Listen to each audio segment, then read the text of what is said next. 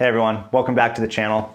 I wanted to do something a little different for this video. I wanted to do a life update. First time I've ever done anything like this, and my channel's not super big, so I'm fully expecting this video to get like 100 views if I'm lucky. But it's more for me and for anyone who cares to listen in and hear me talk about how things have been and what I'm thinking for the future, and just some reflections on my year of 2024 and up to this point in 2025. A lot happened in 2024.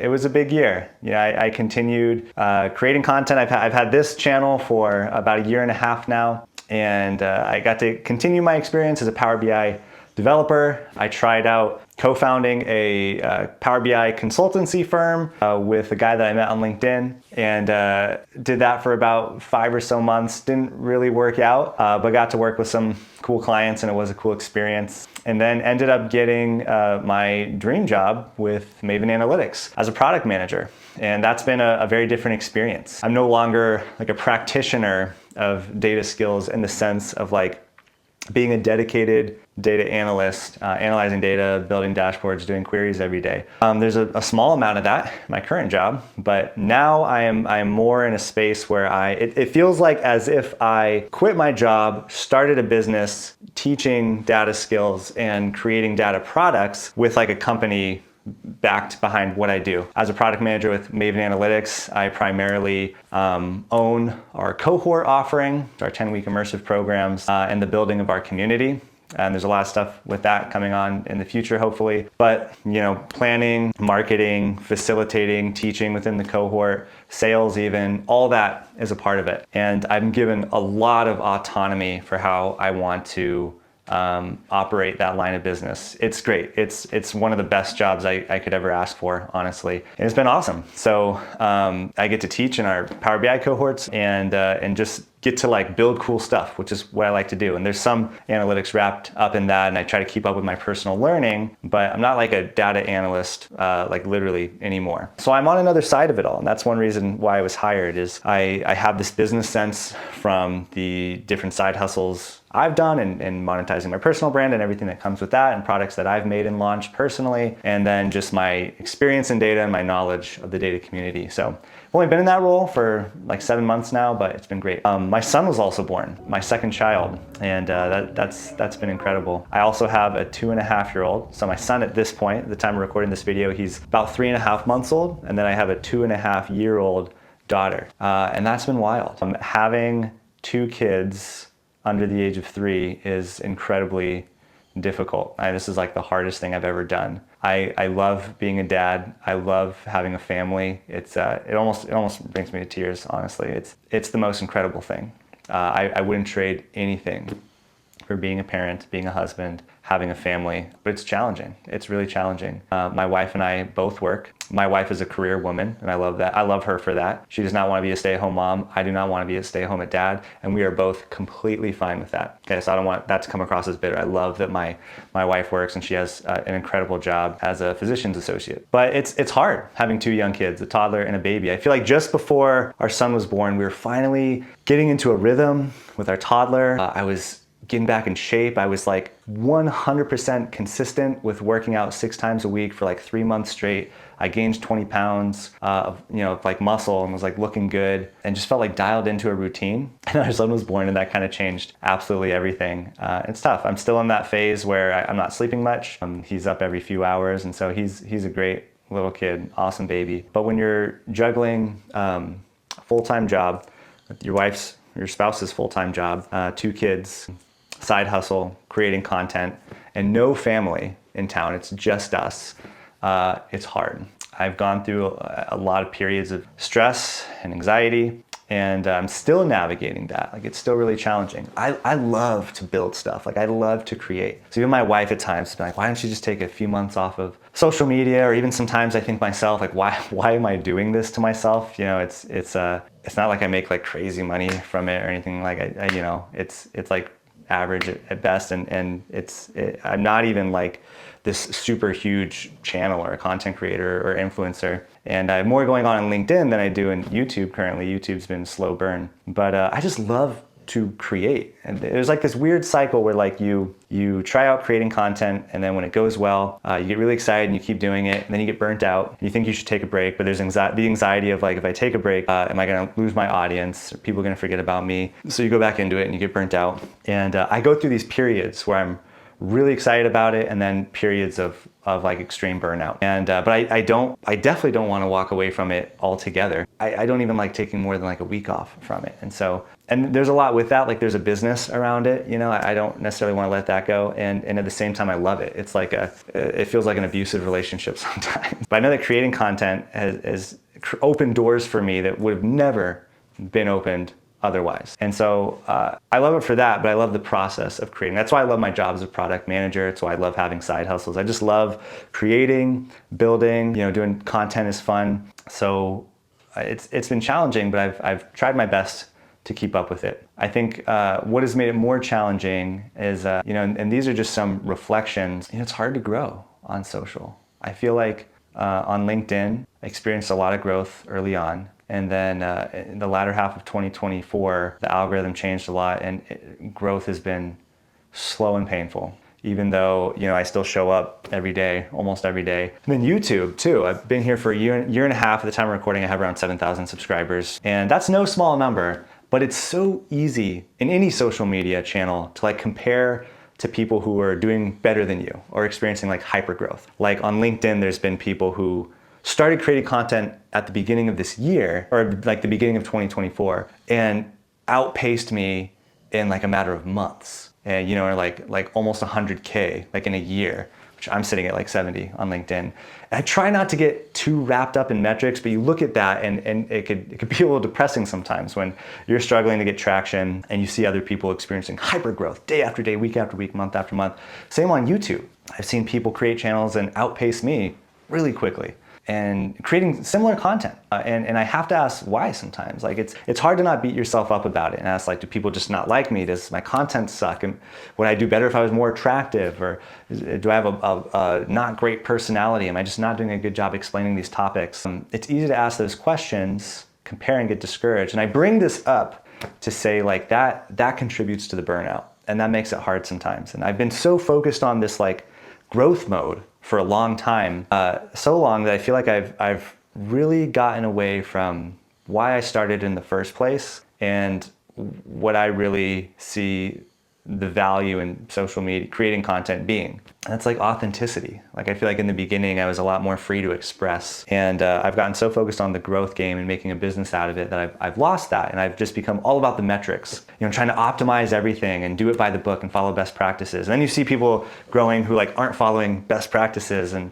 they're growing and they're not following the best practices. Like, how are they growing? You're supposed to post this way. Your content's supposed to be structured this way, and the video is supposed to look like this. And it's frustrating and it kills my creativity. So what I want to do this year, and what I've kind of already started doing, is I just want to like forget the growth game and just feel free to talk about whatever I want in the way that I want, and to not worry about buttoning up content, but to just be me and to just be authentic and just enjoy the process more than the results. Because the results aren't always there. And if you're all about the results, man, I'll tell you, it gets sad really fast, because your happiness is just dependent on how well you do. If you have a good post, you might be on cloud 9 that day, whatever. But if you have crappy posts, and I've had a lot of those lately, or you know, whatever it is, a video or a piece of content, it's like depressing. You know, and then you get these compliments on how good your post or your video was, and it's like, oh, well, then why am I not like growing? So I'm trying to let go of that and trying to just feel like free to say whatever I want and lean into more of my personality. I feel like I've become so afraid to like show the real me in my content, and playing things really safe. And I feel like that has worked against me, both in like my enjoyment of it, but also even in the way my content comes across to people or how interesting it is. So maybe that's part of why things have been tough. So I've been trying to not play it safe, at least on LinkedIn. I guess YouTube, this is the first video of me like letting loose. So if this is the first time you're seeing me like this, hello. I guess this is more behind the veil of who Matt Mike really is. I want to stay really consistent with content in 2025, but I want to take a completely different approach to it. And even, in the past couple weeks since I've been taking that approach, it's been much more refreshing. And I've seen that like even my conversations with people and the connections I've been building with people or even the conversations in the comments and things like that, or just conversations with followers and subscribers have been so much more like genuine, like my reach isn't always fantastic, but the engagement has been really great. And talking more like the future, I don't know what I'm doing with this content thing. I'm just like, I don't have any sort of like grand plans. So my bandwidth is so maxed out that I'm usually like flying by the seat of my pants with content. I don't have like, this really far out calendar. Like I typically like just record, edit, and post one video at a time. With like LinkedIn, I like write and post the day I'm posting. I maybe a day in advance at best. So I don't have any grand plans. I don't have some big offer I'm coming up with for my personal brand. I don't have some awesome series. I know that I want to get more diverse than just data content. So let me tell you all something. So I've really established a niche for myself in talking about data analytics and building data analytics skills, getting into the data field, but it's exhausting. I mean, it's so hard to just talk about data day in, day out, all day long, and like have that be your personality. Like, don't get me wrong, love data analytics. It is not my whole identity.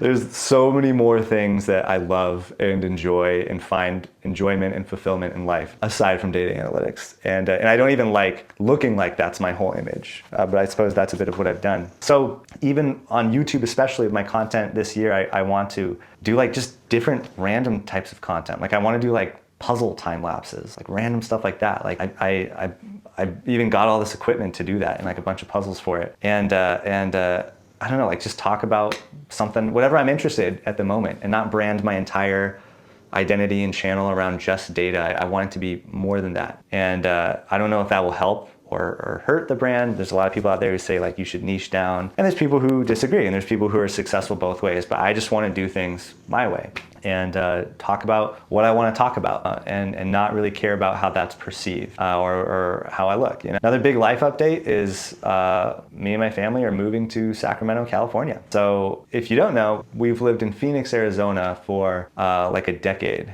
now. And this is where my wife grew up. This is where her family was. They left for Sacramento almost 2 years ago at this point. And we're finally ready to not be alone anymore and to be where family is. So Phoenix is really hot and we're kind of over the heat. We find Sacramento to be an incredibly beautiful place, Northern California in general. It has that nice blend of like, you get like city and small towns really close to each other. A lot more trees and actually experiencing the season. In Phoenix, you just have like, it's like hot or it's not hot. That's it. There's no foliage. You don't really experience the seasons. So the environment really drew us to Sacramento, but the number one reason is to be near family. It is so hard to raise young kids without family. And if you're a parent of young kids and you're watching this, you know exactly what I'm talking about. It's not easy at all, but it's especially hard when you're by yourself. So probably be easier if we waited till our daughter was like school age and then we had our son, but we just wanted to knock them out one after the other and be done. We're only having 2 kids. At least that's the plan.